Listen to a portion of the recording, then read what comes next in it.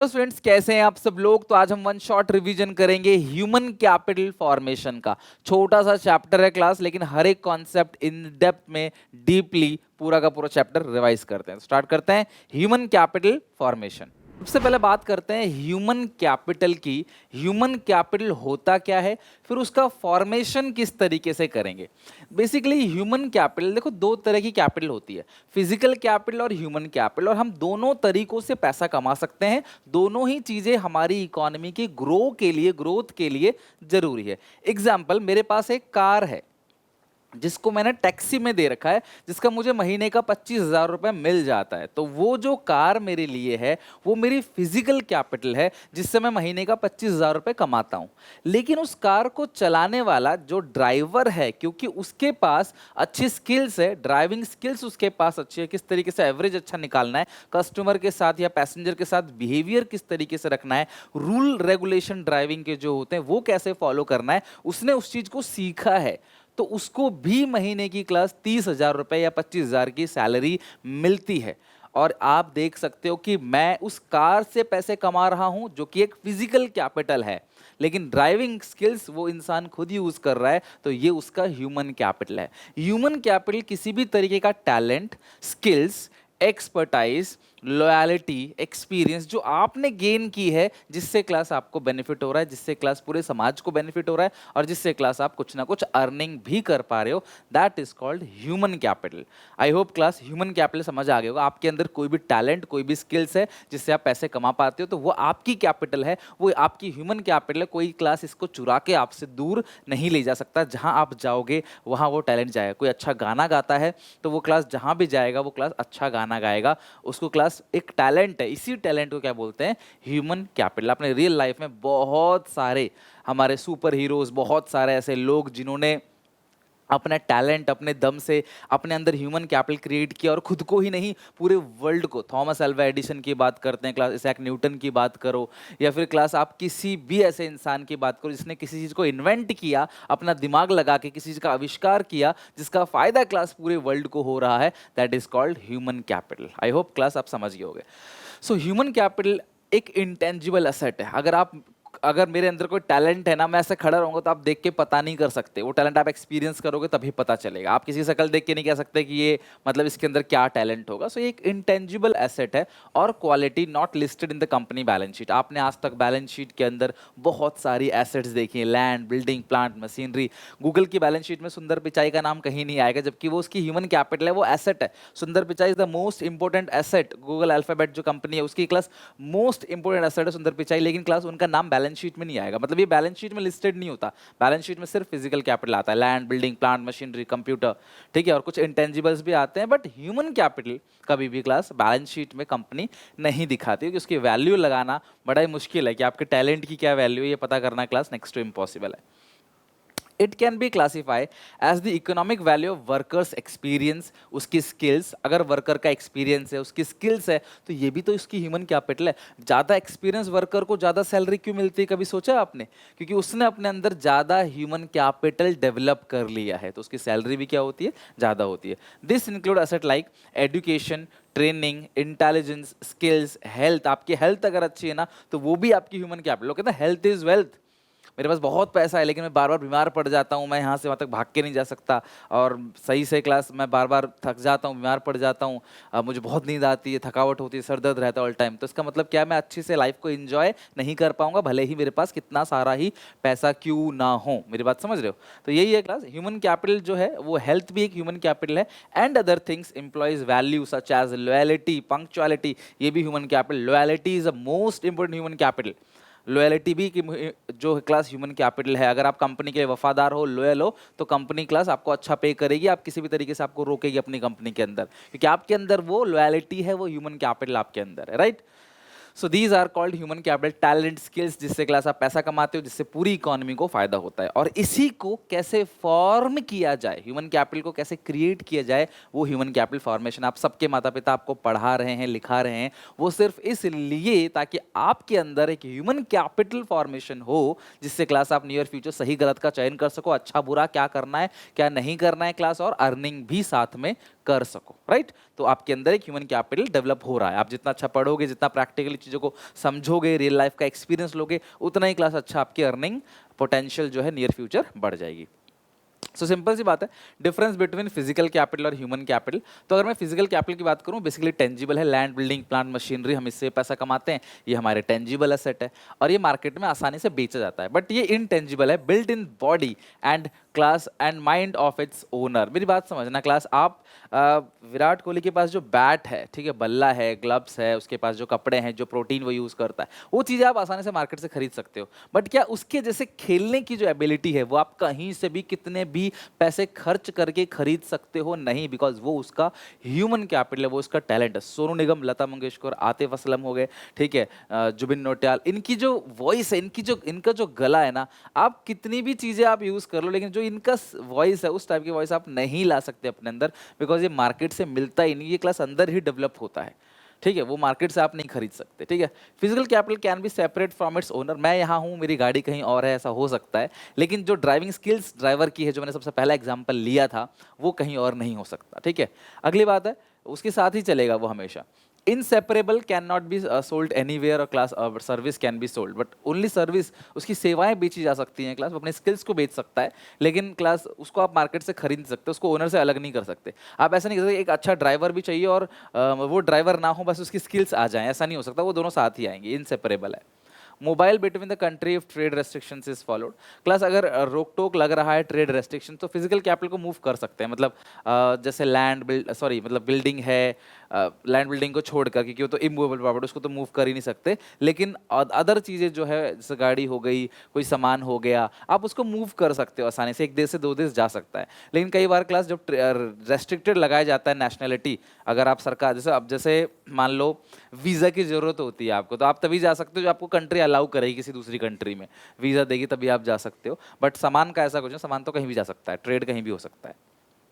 Can be built only through import and create only private benefit class. तो ये इसको बनाया जाता है इम्पोर्ट के थ्रू, बाहर से क्लास हम ला सकते हैं और साथ में क्रिएट कर सकते हैं प्राइवेट बेनिफिट के लिए, लेकिन ये उस पर्सन की चॉइस है whether he she want to raise the earning और not. It create both private and social benefit. देखो यार, जो ये फिजिकल कैपिटल है ना, ये प्राइवेट बेनिफिट के लिए होता है, किसी खुद के खास फायदे के लिए होता है, लेकिन ये जो डेवलपमेंट हो रही है किसी चीज़ की, किसी वैक्सीन की डेवलपमेंट हुई, कोई आविष्कार हुआ, कोई चीज़ क्लास नई बनाई गई, तो उससे क्लास समाज का फायदा भी होता है। मतलब आपका टैलेंट, आपका स्किल्स जो है ना, आपको तो फायदा पहुंचाएगा ही पहुंचाएगा, साथ में आपकी नेशनैलिटी को भी फायदा पहुंचाएगा। एग्जाम्पल के तौर पे, कल को आप सक्सेसफुल बन जाते हो, आप कोई चीज़ इन्वेंट करते हो, या फिर क्लास आप एक अच्छे जज बनते हो, एक अच्छे एडवोकेट हो, या फिर क्लास एक अच्छे, मान लो आप पुलिसमैन हो, है ना, अच्छे आर्मी में हो, तो क्लास आप खुद को तो फायदा पहुंचा रहे हो, साथ में आप पूरी इकोनॉमी को फायदा पहुंचा रहा है। बट मेरे पास एक बिल्डिंग है, एक मशीन है, शायद वो सबको फायदा ना पहुंचा पाए। तो बेसिकली ये बेनिफिट है फिजिकल कैपिटल और ह्यूमन कैपिटल के। और मैं आपको बता दूं, फिजिकल कैपिटल और human capital both are necessary, दोनों ही जरूरी है, both are supplementary and both are complementary to each other. अगर मेरे पास दिमाग नहीं है इतना, अगर मेरे पास स्किल्स नहीं है इतना, लेकिन मेरे घर वालों ने मेरे लिए प्रॉपर्टी छोड़ रखी है, बिल्डिंग्स है, उससे मुझे रेंट आ रहा है, घर है, गाड़ी है, उससे मेरे को पैसा आ रहा है, तो भी चल जाएगा। मतलब अगर मेरे पास फिजिकल कैपिटल है और ह्यूमन कैपिटल नहीं है तो भी चल जाएगा। हाँ, ये है कि अगर किसी के पास दिमाग ही नहीं है तो वो सारी एसेट को जल्दी लूज भी कर देगा। इसलिए लोग बोलते हैं that's why education is important. आपके पास कितना ही पैसा है, लेकिन अगर दिमाग नहीं तो आप उसे उड़ा दोगे, है ना, आप हवा हवा में उसको उड़ा दोगे, आपको पता ही नहीं चलेगा आप कब बर्बाद हो गए। तो यानी कि एजुकेशन इज इंपॉर्टेंट, बट लेकिन कहीं ना कहीं उसे सब्स्टिट्यूट जरूर कर लेगा फिजिकल कैपिटल को ह्यूमन कैपिटल को फिजिकल कैपिटल। दूसरा जो मैं सबको क्लास एग्जाम्पल देता हूँ, क्लास आपके घर में संपत्ति नहीं है, आपके पेरेंट्स के पास इतनी प्रॉपर्टी नहीं है, इतना क्लास उनका स्टैंडर्ड ऑफ लिविंग अच्छा नहीं है, तो आप अपने अंदर ह्यूमन कैपिटल फॉर्म कर सकते हो, आप अपने अंदर टैलेंट स्किल्स आप फॉर्म कर सकते हो, और करने के बाद आप क्लास कितनी सारी फिजिकल कैपिटल, घर गाड़ी बंगला, सब आपके लिए बहुत छोटी बात होगी अगर आपने अपने अंदर टैलेंट स्किल्स डेवलप किया। यही रीज़न है मैं एजुकेशन का एज अ वेपन बोलता हूँ हमेशा क्लास, जो आपको वर्ल्ड को चेंज करने में आपकी मदद करता है। अगर आप पढ़े लिखे समझदार बने, आपने अच्छी पढ़ाई करी, हर चीज़ अच्छे से समझा, तो शायद कल को चल के आपके लाखों करोड़ों का पैकेज आपका लगेगा, जिससे क्लास या फिर अपना खुद का कोई काम करोगे तो आप समाज में भी एक पॉजिटिव चेंज लेके आओगे और साथ में आप अच्छा पैसा भी कमाओगे। तो इसीलिए कहता हूँ मेहनत करो दबा के, यही मौका आपको मिला है। आप वो नहीं हो जिनको मौका नहीं मिला, आपको पढ़ाया जा रहा है, लिखाया जा रहा है, इट मीन्स आपको मौका दिया गया है। इस समय का अच्छे से यूटिलाइज करो, अच्छे से पढ़ाई करो, अच्छे कॉलेज में जाओ, सीयूटी क्रैक करो, एक बढ़िया कॉलेज के अंदर जाओ, वहां से सीखो, और फिर जब आपकी प्लेसमेंट लगेगी ना, तब क्लास आप जो है अपनी जो आने वाली पीढ़ी है उसके लिए एग्जाम्पल खुद सेट कर सकते हो अच्छा करके, राइट। चलो दोनों ही जरूरी ही इसलिए हैं क्लास। मान लो एक अच्छा हवाई जहाज आपके पास है, ये क्वेश्चन आया था पेपर में लास्ट ईयर। बहुत अच्छा हवाई जहाज है आपके पास, लेकिन अच्छा पायलट नहीं है, तो क्या होगा क्लास? वो पायलट अच्छा नहीं है, यानी कि पायलट इज ह्यूमन कैपिटल, हवाई जहाज इज फिजिकल कैपिटल। पायलट उसे उड़ा के ले जाएगा और क्रैश कर देगा, खुद भी मरेगा, पैसेंजर को भी मारेगा। तो आपकी हवाई जहाज कितना अच्छा क्यों ना हो, लेकिन अगर पायलट अच्छा नहीं है तो वो क्रैश होगा। दूसरी बात, आप पायलट बहुत अच्छा है आपका, है ना, human capital is very good, बहुत एक्सपीरियंस है, सब कुछ है, बट हवाई जहाज अच्छा नहीं है, फिजिकल कैपिटल अच्छा नहीं है, तो क्या होगा? तो भी क्रैश हो जाएगा वो, तब भी लोग मारे जाएंगे। तो दोनों ही जरूरी है, फिजिकल कैपिटल और human capital, both are necessary. Sources of human capital formation, तो सर ह्यूमन कैपिटल को फॉर्म कैसे करें, सोर्सेस क्या क्या है? सबसे पहला एक्सपेंडिचर ऑन एजुकेशन, दूसरा एक्सपेंडिचर ऑन हेल्थ, फिर expenditure on migration, expenditure on information और ऑन द जॉब ट्रेनिंग। ये 5 के 5 पॉइंट जरूर ध्यान रखना। इस पूरे चैप्टर में सबसे इंपॉर्टेंट अगर कोई चीज है तो वो है क्लास ये 5 के 5 point, which is most important. इस चैप्टर में सबसे ज्यादा जरूरी और सबसे ज्यादा पूछा जाने वाला टॉपिक है। सबसे पहला, एक्सपेंडिचर ऑन एजुकेशन। अगर आपके अंदर ह्यूमन कैपिटल को फॉर्म करना है तो सबसे पहली चीज खर्च करना पड़ेगा एजुकेशन पे। मैं हमेशा बच्चों से कहता हूं class, investment in education gives higher rate of return. Mobile recharge कराने में या फिर क्लास किसी को पार्टी देने में, कुछ कपड़े लत्ते खरीदने में, या XYZ कुछ भी खाने पीने में आप खर्च करने के लिए एक बार भी नहीं सोचते। लेकिन कहीं से कुछ पढ़ाई की चीजें सीखने को मिल रही हैं, कुछ चीजें हमें सीखने को मिल रहा है, तो क्लास हम लोग इतना सोचते हैं उस पर पैसे खर्च करने के लिए, जो कि हम लोगों को नहीं करना चाहिए। Investment in education gives higher rate of return. एक ही ऐसी इन्वेस्टमेंट है जो क्लास आपको 10 गुण, बैंक आपको 8%, 7%, 6% देता है, क्लास ये ऐसी इन्वेस्टमेंट है जो आपको 1000% और लाख % भी दे सकता है। करोड़ों अरबों की सैलरी सुंदर पिचाई क्लास लेते हैं, तो कहीं ना कहीं उन्होंने अपने एजुकेशन पे खर्च किया होगा, अच्छी जगह पढ़ाई में अपना डेडिकेशन वो सब तो लगाया ही होगा, लेकिन साथ में क्लास इन्वेस्ट भी किया होगा एजुकेशन पे। कोई कोई किताब खरीदने से पहले हिचकिचाएंगे नहीं, वो कहीं पे कुछ फीस देने से हिचकिचाएंगे नहीं, बिकॉज एजुकेशन पे आप जो खर्च कर रहे हो ना, वो आपको डबल ट्रिपल, हाँ बस पढ़ने की चाह होनी चाहिए, नहीं घर वाले जबरदस्ती आपका ट्यूशन लगवा रहे हैं, स्कूल लगवा रहे हैं। One of the most important source of human capital formation is investment done in education. Education transform the person to live a better life. Education से सिर्फ और सिर्फ कमाते नहीं हो, एक अच्छी जीवन आप जीते हो। Provide education to every children is a primary responsibility of the parents. Even class सरकार की भी जिम्मेदारी है, पेरेंट्स की भी, सोसाइटी की भी, कि भैया एजुकेशन हर एक बच्चे तक, बच्चे को मिले। ये एजुकेशन ही है जो बच्चे को क्लास, जो क्राइम रेट कम करेगा, जो जेंडर इनइक्वालिटी कम करेगा। ये एजुकेशन ही है जो क्लास इकोनॉमी को मॉडर्न बनाएगा, डेवलप करेगा। तो अगर यंग जनरेशन भारत में सबसे ज्यादा है पूरे वर्ल्ड में, यूथ हमारी कंट्री में सबसे ज़्यादा है, सोचो अगर उन्हें एजुकेशन मिले, अगर वो पढ़े लिखे हों, उनको जॉब मिले और क्लास उनको सिस्टम अच्छा मिले पढ़ने का, तो कितना अच्छा होगा। सरकारी स्कूल की हालात अगर आपको पता ना हो, गांव में जाके देखना क्लास, कभी टीचर नहीं है, कभी बिजली नहीं है, कभी किताबें नहीं है, कभी खाना नहीं है। इस तरीके से सरकारी स्कूल चलते हैं डेली बेसिस पे। आप सोचो क्या एजुकेशन डेवलप होगा वहाँ के बच्चों में। तो सरकार को एजुकेशन अच्छी देनी चाहिए। By getting education, people can secure their future, can earn more. Education help them to grow and they help the process of development of economy. वो खुद ग्रो करेंगे तो अच्छे टैक्सेस पे करके क्लास इकोनॉमी को ग्रो करेंगे। अगर मैं अच्छा कमाऊंगा तो मेरे को देश को भी फायदा पहुंचाऊंगा ही, मैं कुछ ना कुछ चीज़ें खरीदूंगा, इनकम टैक्स दूंगा, दो लोगों को सिखाऊंगा और अच्छे से, है ना।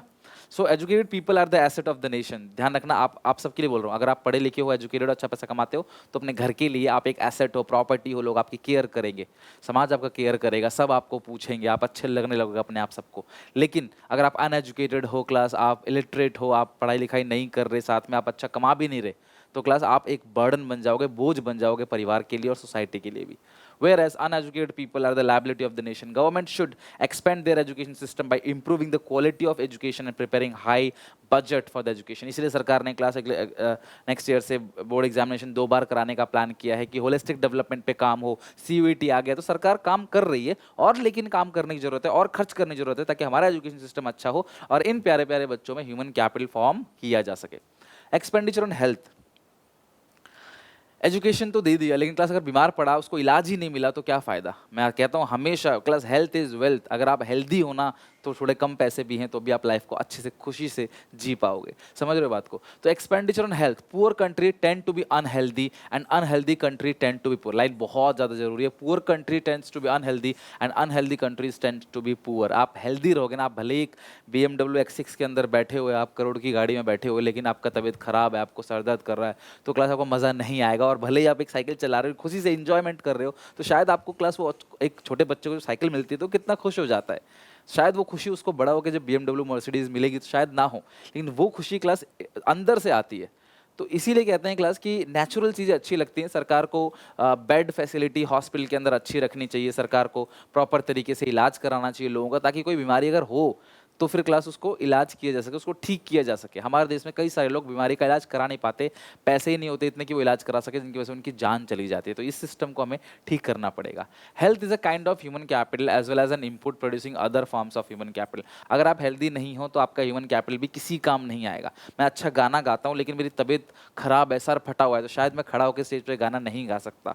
मैं एक अच्छा टीचर हूँ, बच्चों को बहुत अच्छा पढ़ाता हूँ, लेकिन अगर मेरी तबीयत खराब है, मेरे को कोई प्रॉब्लम है, फिजिकली मेरे को दिक्कत है, मतलब कि मेरे को सर दर्द करता है या फिर हाथ पैर मेरे दर्द हो रहे हैं, मुझे सही से चला नहीं जा रहा, सही से बोला नहीं जा रहा है ना, हाई फीवर है मुझे, या फिर कोई और इश्यू है, तो शायद मैं खड़े होकर आपको अच्छे से नहीं पढ़ा पाऊंगा। तो मेरा ह्यूमन कैपिटल वो किसी काम का नहीं है। Various forms of health expenditure जैसे making available of clean and safe drinking water, preventive curative medicine, social medicine etcetera. Expenditure on education and health is important. दो पिलर है, एक्सपेंडिचर ऑन एजुकेशन और एक्सपेंडिचर ऑन हेल्थ, ये दोनों सरकार करेगी तभी nation strong हो पाएगा, देश की GDP बढ़ पाएगी। अगर मैं मेडिसिन की बात करूं, जो आपने अभी पढ़ा, प्रिवेंटिव मेडिसिन क्लास वैक्सीनेशन को बोलते हैं। जो टीका लगता है ना क्लास बचपन से लेकर आगे कई साल तक, उसको बोलते हैं प्रिवेंटिव मेडिसिन। टीका इसलिए लगाया जाता है ताकि बीमारी आने से पहले ही वो बॉडी में एक एंटीबॉडीज डेवलप हो सके, ताकि क्लास वो बीमारी जो है वो आपको ना लगे। जैसे पोलियो के लिए ना क्लास PPP प्रोग्राम सरकार ने चलाया था ना क्लास, पोलियो पल्स प्रोग्राम। आपने देखा जिंदगी में हमेशा आपने बचपन में 2 बूंद जिंदगी पी होगी आपने, तो एक तरीके से वैक्सीनेशन है, यानी कि समय से पहले आपको क्लास वैक्सीनेशन दे दी जाएगी ताकि आपको बीमारी ना पकड़े। अगला है क्लास आपका क्यूरेटिव मेडिसिन। अगर आप बीमार पड़ जाते हो तो क्लास हॉस्पिटल्स होंगे जहाँ पे आपका इलाज किया जाएगा तो आप ठीक हो जाओगे। दूसरा सोशल मेडिसिन क्लास, बीमारी ना पड़े इसलिए लोगों को अवेयर किया जाता है। जैसे क्लास टीवी में आपने कोरोना के टाइम पे देखा होगा, बार बार ऐड आता था क्लास हाथ को धोते रहें, 2 गज की दूरी बना के रखे दूसरों से, या जो डिस्टेंस है अब वो बना के रखो। तो इस तरीके से क्लास सारी की सारी बातें बोली जाती हैं। क्यों? क्योंकि क्लास ये आपका कैसी मेडिसिन है? Social medicine. तो ये तीनों हेल्थ के अंदर आ गया। हेल्थ लिटरेसी देना लोगों को, जैसे मलेरिया डेंगू के टाइम पे लोग बोलते हैं भाई कहीं पानी इकट्ठा मत होने दो, हर जगह साफ सफाई रखो ताकि बीमारी ना हो। तो बीमारी होने से पहले क्लास आपको गाइड कर दिया जाता है। ऑन द जॉब ट्रेनिंग, अगला आपका ह्यूमन कैपिटल ट्रेनिंग। आप अगर ट्रेनिंग लेते हो ना तो आपके अंदर एक टैलेंट डेवलप होता है। ऑब्वियसली एक ट्रेंड एम्प्लॉय को पैसे ज़्यादा मिलते हैं as compare to untrained employee. तो आप ट्रेनिंग जो दे रहे हो class, on this job training, वो भी एक तरीका ह्यूमन कैपिटल फॉर्मेशन है। यही रीज़न है क्लास सैलरीड एम्प्लॉयज़ जो लंबे समय से काम कर रहे हैं उनको तनख्वाह ज़्यादा मिलती है, क्योंकि उनके अंदर ह्यूमन कैपिटल ज़्यादा है, ट्रेनिंग उन्होंने ज़्यादा ली है। Expenditure regarding to the on-the-job training is a source of human capital formation. It enhances the quality of labor and productivity increase. Firms spend huge amount on giving training to their workers. इतना पैसा खर्च करते, सरकार में police हो चाहे defence हो चाहे एडमिनिस्ट्रेटिव सर्विस हो, सरकार लाखों रुपए खर्च करती है वर्कर्स के ऊपर ताकि उनके अंदर क्या डेवलप हो सके? Human capital. अब ट्रेन नहीं करोगे एम्प्लॉय को तो उसकी परफॉर्मेंस अच्छी नहीं होगी, तो आपको ट्रेनिंग देनी पड़ेगी। मैं चाहता हूँ आप अच्छा रिजल्ट लेके आओ, उससे मेरा और आपका दोनों का फायदा है, तो मुझे आपको अच्छा पढ़ाना पड़ेगा, तभी आप अच्छा रिजल्ट लेके आ पाओगे। It may be different form, like worker may trend in the firm itself. कई बार क्लास फर्म के अंदर ट्रेनिंग दी जाती है, कई बार ट्रेनिंग के लिए ऑफ कैंपस भेजा जाता है, बट हाँ ट्रेनिंग होनी चाहिए। After spend a large amount on training, firm insist that the worker should work for a specific period of time so that firm can recover the benefit of enhance productivity owing to the training. अगर company आपके पीछे 10 लाख खर्च कर रही है training देने में, तो कंपनी ये भी चाहेगी कि आप भैया 2 साल 4 साल 5 साल टिक के काम करो, ताकि आप पे जो खर्चा किया है वो आप रिटर्न कर सको। समझ रहे हो? It also increase the GDP and national income. तो क्लास इससे भी देश की GDP और नेशनल इनकम बढ़ेगी। तो ये भी तीसरा कंपोनेंट है ह्यूमन कैपिटल फॉर्मेशन का। अगला है एक्सपेंडिचर ऑन माइग्रेशन। हमारी कंट्री में सबसे इवन क्लास ये बहुत अच्छा है। माइग्रेशन का मतलब क्या है क्लास? आप एक जगह से दूसरी जगह मूव कर जाते हो। अगर गांव में मेरे को अपॉर्चुनिटी नहीं मिल रही पैसे कमाने की, तो मैं शहर में आ जाऊंगा, वहाँ मुझे अपॉर्चुनिटी मिलेगी। वहाँ बिजली, सड़क, पानी व्यवस्था, कस्टमर्स, वहाँ पे बैंकिंग फैसिलिटी अच्छी है, वहाँ पे अच्छे स्कूल्स, अच्छे हॉस्पिटल्स हैं, अच्छी फैक्ट्रियाँ लगी हुई हैं, तो वहाँ से पैसे कमा सकता हूँ। तो एक्सपेंडिचर ऑन माइग्रेशन का मतलब क्या है कि अगर आपको एक जगह पे अपॉर्चुनिटी नहीं मिल रही तो आप दूसरी जगह पे जा सकते हो। हमारे यहाँ के डॉक्टर, साइंटिस्ट, इंजीनियर अलग अलग बाहर की कंट्री में चले जाते हैं। इसरो में साइंटिस्ट काम नहीं करके नासा में चले जाते हैं काम करने के लिए, क्योंकि उनको क्लास अच्छा पैसा मिलता है और इससे हमारी कंट्री को लॉस भी होता है। बट इंडिविजुअली देखा जाए तो उस बंदे का फायदा है जो यहाँ से वहाँ गया है। तो उसको बोलते हैं ब्रेन ड्रेन। क्या बोलते हैं क्लास? Brain drain. जो टैलेंट हमारे यहाँ डेवलप हुआ वो बाहर चला गया। तो अगर आप देखोगे, जैसे सुंदर पिचाई की बात करता हूँ मैं, तो क्लास वो बाहर चले गए क्लास, और गूगल जैसी इतनी बड़ी कंपनी के क्लास वो सीईओ हैं। ठीक है। अच्छा, अगर क्लास में बात करें expenditure on migration, people migrate from one place to another place to find better jobs in order to gain the advantage of location and earning higher salary. Location का एडवांटेज और ज़्यादा पैसे मिलते हैं क्लास, इसीलिए यूपी बिहार बहुत famous है class. यहाँ के लोग बहुत अलग अलग जगह जाते हैं और जाके काम करते हैं। Rural area do not have the sectors to provide good employment, so people migrate due to lack of infrastructure in rural area, a low standard of living, लोगों को एजुकेशन नहीं मिलता है, स्पेशली एजुकेशन नहीं मिलता बच्चों को, इसलिए माँ बाप अपने बच्चों को लेके अर्बन एरिया में चले जाते हैं, वहाँ काम करते हैं। Hence they move to urban area, whereas technically qualified professional like doctor, engineer, scientist, etc. migrate from one country to another country, that is called class brain drain। तो क्लास वो लोग बाहर चले जाते हैं, उसको ब्रेन ड्रेन बोलते हैं, ध्यान रखना। क्या बोलते हैं? Brain drain. ब्रेन ड्रेन, जब डॉक्टर्स, इंजीनियर्स और साइंटिस्ट एक देश से दूसरे देश चले जाते हैं पैसा कमाने के लिए। अच्छा, अब जब आप मूव करते हो दो खर्चा आता है, एक तो क्लास मूवमेंट का, ट्रांसपोर्टेशन का, दूसरा कॉस्ट ऑफ लिविंग का इन डिफरेंट इन्वायरमेंट। गांव में कॉस्ट ऑफ लिविंग कम है, शहर में कॉस्ट ऑफ लिविंग ज़्यादा है, तो कॉस्ट ऑफ लिविंग का खर्चा आता है क्लास, और ऊपर से जब आप एक जगह से दूसरी जगह जाओगे तो ट्रांसपोर्टेशन का भी खर्चा आता है। तो जब कभी भी आप माइग्रेट करो तो हमेशा कंपेरिजन करो कि अगर मैं गाँव में 100 रुपये कमा रहा हूँ तो अगर मैं जाता हूँ शहर में तो 100 की जगह 200 कमाऊंगा, बट शहर में खर्चे भी बहुत ज़्यादा हैं, तो मेरे खर्चे भी 150 हो जाएंगे 200 में से, तो मुझे कितना बचेगा, यहाँ कितना बच रहा है, कंपेयर करना पड़ेगा। फिर जाने आने का खर्चा, भाई ट्रांसपोर्टेशन का खर्चा, वहाँ का अमेरिका में ज़्यादा सैलरी मिलेगी तो भाई अमेरिका में रहने का खर्चा देखो। कई सारे लोग इंडिया से दुबई भाग जाते हैं काम करने के लिए, तो दुबई में ज़्यादा पैसा मिलेगा, उनकी कंट्री स्ट्रॉन्ग है, 1 दिरहम 20 रुपये का आता है। तो अब इस हिसाब से क्लास वहाँ पे खर्चे भी ज़्यादा हैं, वहाँ पे आपको पानी भी खरीद के पीना पड़ेगा, किराया बहुत ज़्यादा है वहाँ पे, तो आपको इन सब चीज़ों को क्या करना पड़ेगा? कंपेयर करना पड़ेगा। तो वही कह रहा है, ट्रांसपोर्टेशन का कॉस्ट और दूसरी बात लिविंग, कॉस्ट ऑफ लिविंग जहाँ पर रह रहे हो। But the gain of migration जो है वो ज़्यादा होना चाहिए कॉस्ट ऑफ माइग्रेशन से। जो माइग्रेशन का कॉस्ट है ये 2 है, इन दोनों से ज़्यादा गेन होगा तभी क्लास आप क्या करोगे? मूव करोगे। ठीक है, तो ये क्लास आप अपने स्किल्स का, टैलेंट का एक बेटर यूटिलाइजेशन करोगे। अगर आप यहाँ पे नहीं कमा पा रहे तो आपके पास टैलेंट है, आप स्किल्स है, तो जहाँ पे आपकी स्किल्स की ज़्यादा कदर है आप वहाँ चले जाओ। जैसे जो एक्टिंग करते हैं मेजरली लोग मुंबई चले जाते हैं, तो मुंबई में जाएंगे तो वहाँ पे उनको क्लास, उनकी एक्टिंग की वहाँ कदर है। गाँव में करोगे तो कौन देखेगा, और ना भी गाँव में आपको एक्सपोजर भी नहीं मिलेगा। अगला है क्लास एक्सपेंडिचर और इन्फॉर्मेशन। ये आजकल के टाइम का most important human capital formation है, इन्फॉर्मेशन। अगर कहाँ पे कितनी सैलरी मिल रही है आपको नहीं पता है तो मे बी क्लास आप क्या पता कम सैलरी में कहीं काम कर रहे हो। अगर आपको पता है कि वहाँ पे मुझे इतना एक्सपोजर मिल रहा है, वहाँ पे मुझे इतनी सैलरी मिल रही है, तो आप वहाँ चले जाओ। वहाँ पे अच्छी कोचिंग है, वहाँ पे अच्छा इंस्टीट्यूशन है, तो आप वहाँ चले जाओ। तो ये आपको नॉलेज होना चाहिए। अगर आपको पता ही नहीं है अलग अलग जगह की क्लास क्या सैलरी मिल रही है मार्केट में, तो जहाँ जाओगे जो मिलेगा आप उसमें काम करोगे। तो इन्फॉर्मेशन बहुत जरूरी है कि आपको नॉलेज होनी चाहिए। Expenditure is incurred to be acquired information related to job market की इन्फॉर्मेशन, एजुकेशनल इंस्टीट्यूशन की information. People can get more information about various type of job, salaries in the market, training institute कौन कौन से हैं, educational institute कौन कौन से हैं। और ये नॉलेज आपको क्लास इस लायक बनाता है कि अपने बेटर जो भी आपका पोटेंशियल है वो आप क्लास बेटर तरीके से यूज कर सको। Accordingly expenditure on education information is another determination of capital formation. अगर आपके पास इन्फॉर्मेशन है, नॉलेज है, तो क्लास इसका मतलब आपके अंदर ह्यूमन कैपिटल फॉर्मेशन है। 4 जगह ABCD, यहाँ पे सैलरी मुझे 20,000 मिल रही है, यहाँ पे 30,000, यहाँ 18,000 और यहाँ पे 25,000। तो मेरे को अगर A में गया, मैं A में ही लग गया, तो भाई A में ही जॉब करूंगा, मुझे B का पता ही नहीं है। तो अगर मुझे पता रहेगा कि B में 30,000 मिल रहा है मुझे B कंपनी में, तो शायद मैं यहाँ से यहाँ में जाऊँ, या फिर मुझे किसी अच्छे कॉलेज में जाना है। आजकल क्या होता है, 12th पास आउट होता है, आप देखते हो अच्छे कॉलेजेस कौन कौन से हैं, अच्छी यूनिवर्सिटीज़ कौन कौन सी, आप वहाँ जाने की बात करते हो। तो ये सब क्या है क्लास? एक्सपेंडिचर ऑन इन्फॉर्मेशन है। और इसकी खर्चा होता है, इसके अंदर आप पैसे खर्च करते हो, करियर काउंसलिंग करते हो, तो ये खर्चा भी आपको करना चाहिए कि आपके लिए बेस्ट क्या रहेगा, सुइटेबल क्या है आपके लिए, कौन सा कोर्स आपके लिए सुइटेबल है। तो ये सब चीज़ें क्लास क्या होती है? Expenditure on information. तो ये सारे के सारे 5 के 5 जो पॉइंट्स आपने देखे हैं वो है sources of human capital formation. Human capital formation in sources से प्रोड्यूस किया जा सकता है, इसको फॉर्म किया जा सकता है, right. Regulatory authority in education, कई बार होता क्या है क्लास कि रेगुलेटरी अथॉरिटी के नाम के बारे में आपको फुल फॉर्म पूछ लिया जाता है, चाहे वो हेल्थ का हो चाहे एजुकेशन का हो। अगर आप रेगुलेटरी अथॉरिटी ऑफ हेल्थ की बात करें तो उसका है ICMR, Indian council of medical research. ध्यान रखना फुल फॉर्म आईसीएमआर का Indian council of medical research. अगला है क्लास एजुकेशन में NCERT, national council of educational research and training, यानी एनसीईआरटी। और आपने बचपन से एनसीईआरटी की बुक पढ़ी है तो आई होप आप इसका फुल फॉर्म जरूर जानते होंगे। यूजीसी, यूनिवर्सिटी ग्रांट कमीशन है class. AICT, all India council for technical education या हायर एजुकेशन के लिए होता है बेसिकली।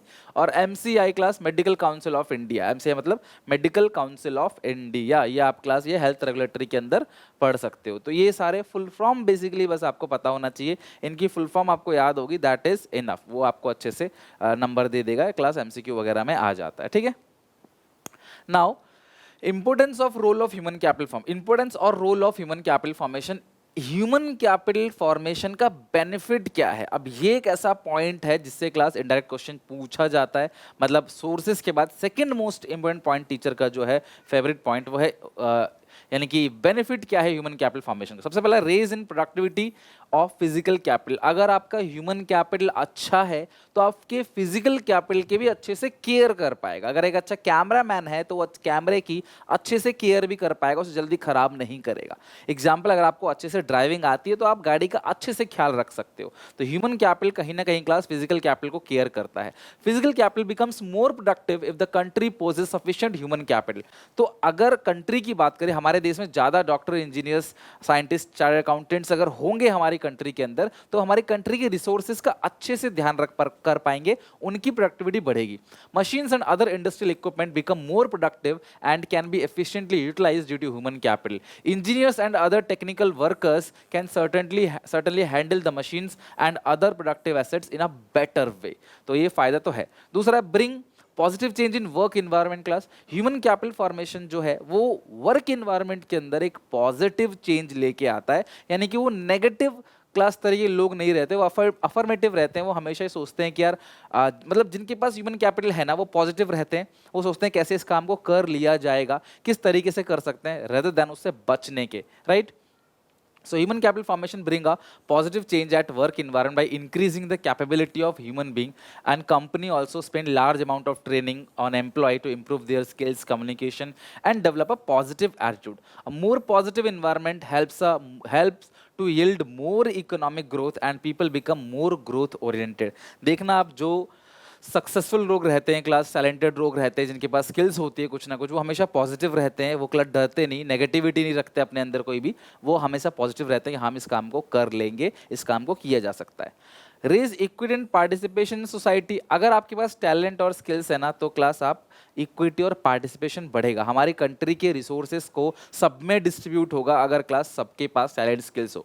हमारी कंट्री में ऐसा क्यों है, कुछ लोग बहुत गरीब है, कुछ लोग बहुत अमीर है, क्योंकि उसको proper education, proper health, proper training उन गरीब लोगों को मिलता ही नहीं है, उनको एक्सपोजर ही नहीं मिलता। वो जहाँ रहते हैं वहाँ पे क्लास प्रॉपर फैसिलिटी नहीं है, ना रहने की, ना बिजली पानी की, ना खाने पीने की, और ना ही स्कूल की, ना ही हॉस्पिटल की, ना ही वहाँ फैक्ट्रीज हैं जहाँ जाके वो काम कर सकते हैं, पैसा कमा सकते हैं। आप पैसा कमाएंगे तभी अपने बच्चों को एजुकेशन दे पाएंगे अच्छे से, उनकी ह्यूमन कैपिटल फॉर्मेशन कर पाएंगे, बट वो नहीं कर पाते।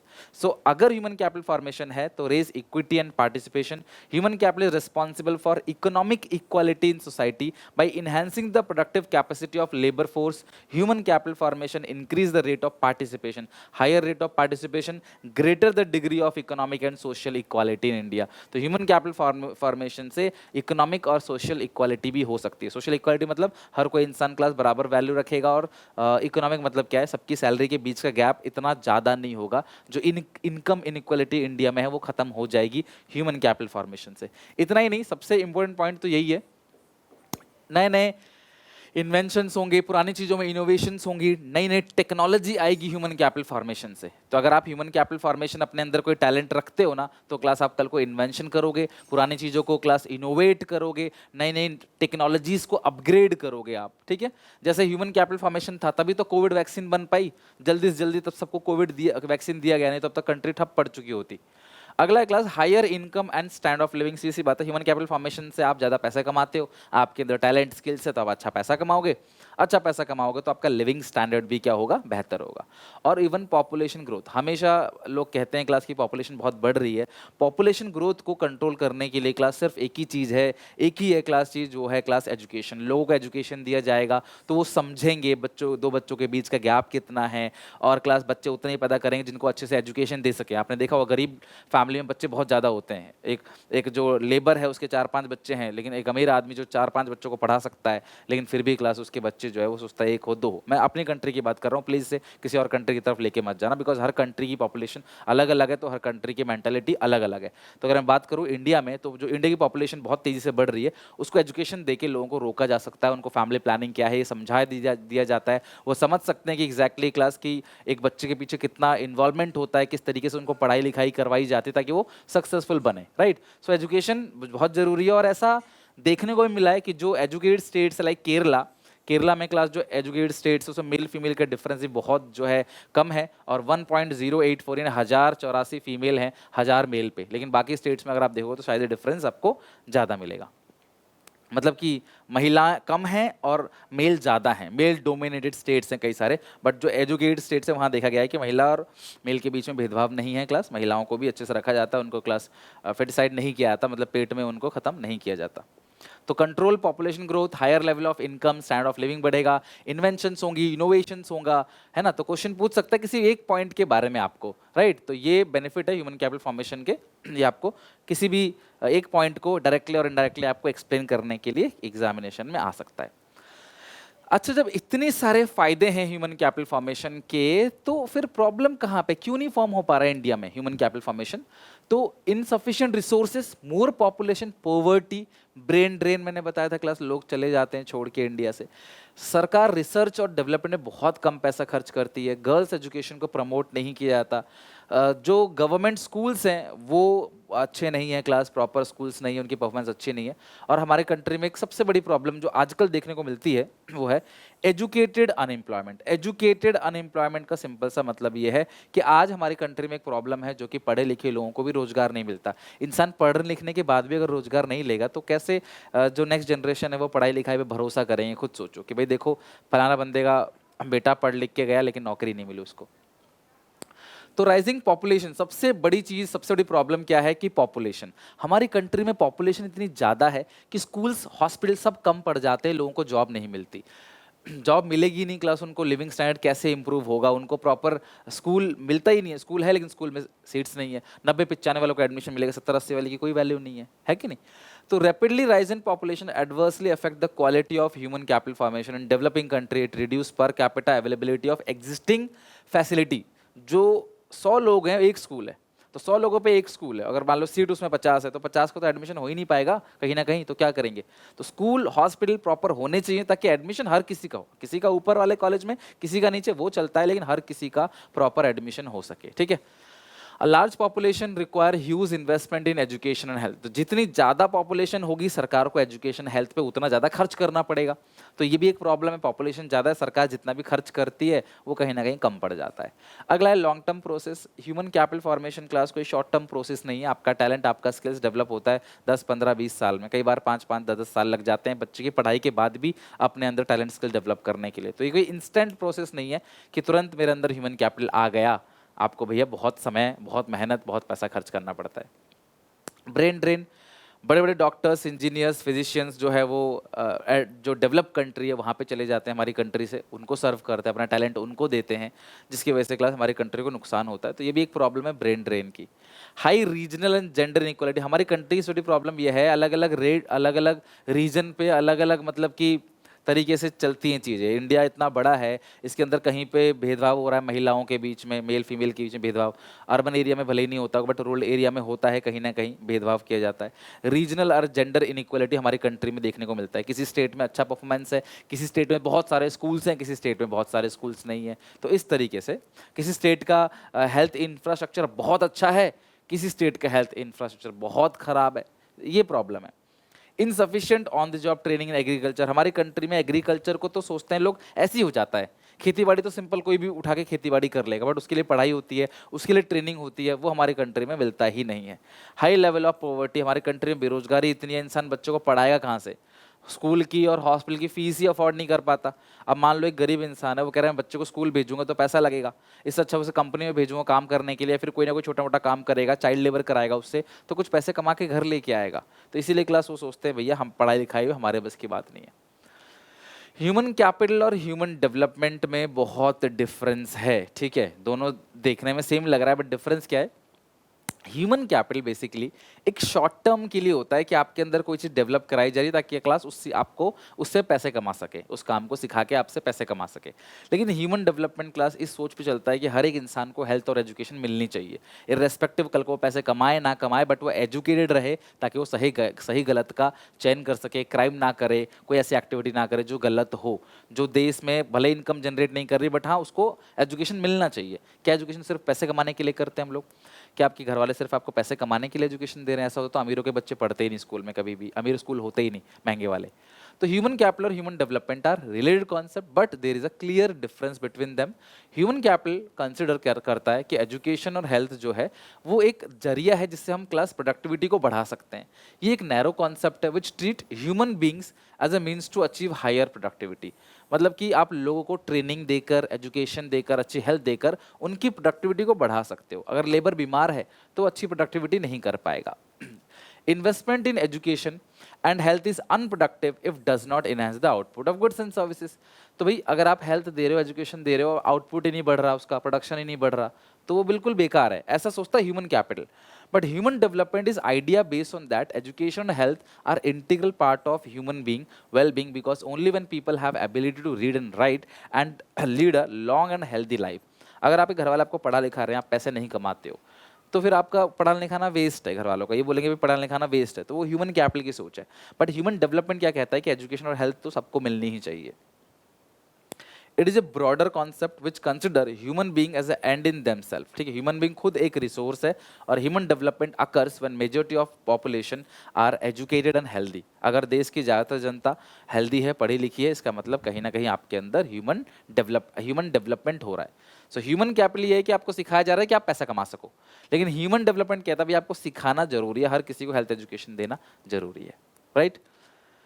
एजुकेशन सेक्टर इन इंडिया, अगर मैं इंडिया के एजुकेशन सेक्टर की बात करूं तो क्लास गवर्नमेंट को ज़्यादा पैसे खर्च करने चाहिए। अभी भी क्लास सरकार एजुकेशन पे जो खर्च करती है ना, देश के एजुकेशन में बहुत कम है।